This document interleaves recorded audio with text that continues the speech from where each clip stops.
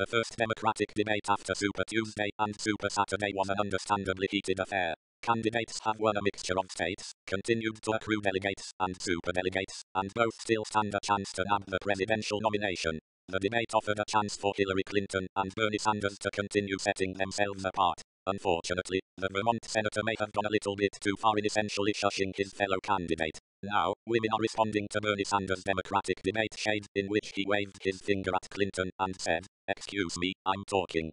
Such a tactic is an especially risky one when many women feel as if they've heard similar lines to dismiss them before. Both candidates have been relatively respectful to each other, but the body language and tone that Sanders used made it seem as if he was attempting to shut his fellow candidate down in a seriously problematic way that carries with it far more implications than a friendly reminder not to interrupt. The moment came during a particularly fiery exchange between the two candidates concerning the auto industry bailout of 2008. Needless to say, many women were fairly nonplussed by the Vermont senator's behavior. On the other end of the spectrum, plenty of people were applauding the senator or noting the comments as nothing more than an aside to an exchange that carried far more substance than those few words. That mixed reaction was evident at the University of Michigan in Flint, where Sanders' exclamation was met with a mixture of cheers and boos. Both candidates have poured considerable resources into their campaigns and don't always agree on every issue, thus it's par for the course that the two would butt heads on a debate stage. During another especially tense back and forth between the candidates, Sanders once again resorted to a similar tactic.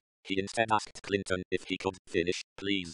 This time, the audience reaction to Sanders' comments were far more subdued. The consistently unified front both candidates have put up certainly puts the quip into perspective, however. Clinton helped prompt Sanders on a question regarding a gun control bill passed during the Clinton administration. Were the two engaging in a debate on a GOP stage, they would have undoubtedly received an immature nickname from frontrunner Donald Trump, who's taken to calling fellow candidates Marco Rubio and Ted Cruz as Little Marco and Lion Sick Ted. Maybe such a comment isn't all that bad in the face of the current election.